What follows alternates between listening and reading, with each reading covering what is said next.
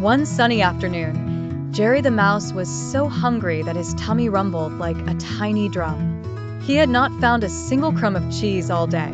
Suddenly, he saw Tom the cat napping under a tree, guarding a delicious-looking piece of cheese. Yum, thought Jerry.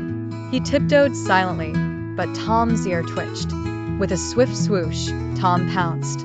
Jerry dodged just in time and found himself cornered near the garden fence. An old, wise owl perched on the fence watched them. For a hungry mouse, the owl hooted, "I have something more valuable than cheese." He held out a single, shimmering bean. "This is no ordinary bean. It holds great magic." Jerry, seeing no other escape, quickly grabbed the bean and showed it to Tom. Tom, curious and confused, stopped chasing. Jerry pointed to the bean and then to the cheese. Tom, thinking it was a silly trade, shrugged and took the bean, letting Jerry have the cheese. What a strange deal. That evening, Tom felt cheated. "A bean for my delicious cheese? That little trickster," he grumbled, and he threw the bean out of his window into the backyard. The next morning, Jerry woke up to a strange shadow covering his mouse hole. He peeked out, and his eyes widened in amazement. Overnight, a gigantic beanstalk had grown, its leaves as big as umbrellas and its stalk so thick and tall that it disappeared into the clouds above. "Wow," squeaked Jerry. Without a second thought, his adventurous spirit took over. He started to climb the enormous leaves, higher and higher into the unknown. Tom was stretching in the sun when he saw it, the giant beanstalk. And there, a tiny speck was climbing it. It was Jerry. That mouse is up to something, Tom thought. If there was adventure, Tom wasn't going to miss out. He ran to the beanstalk and began climbing too. Scratch, scratch, climb, climb. He was much bigger and slower than Jerry.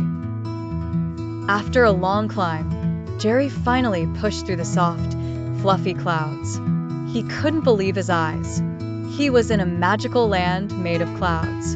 The paths were soft and bouncy, and castles made of white, puffy clouds dotted the landscape. It was beautiful and strange. Suddenly, he heard heavy footsteps. Boom, boom. Asterisk, asterisk, Tom had arrived, panting and tired. He was also amazed by the cloud kingdom. The footsteps grew louder. Boom, boom, boom.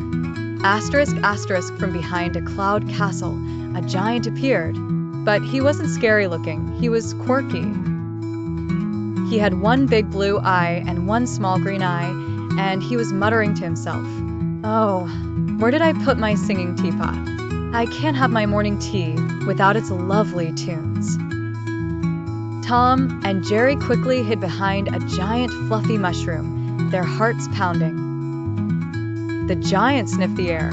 "I smell cat and mouse in my cloud kingdom? How peculiar," he boomed.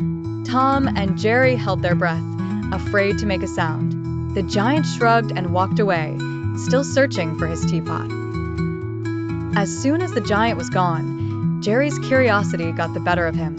He tiptoed towards the giant's castle. Peeking through a keyhole, he saw the most wonderful things: a harp that played by itself and the missing singing teapot, whistling a happy tune on the table.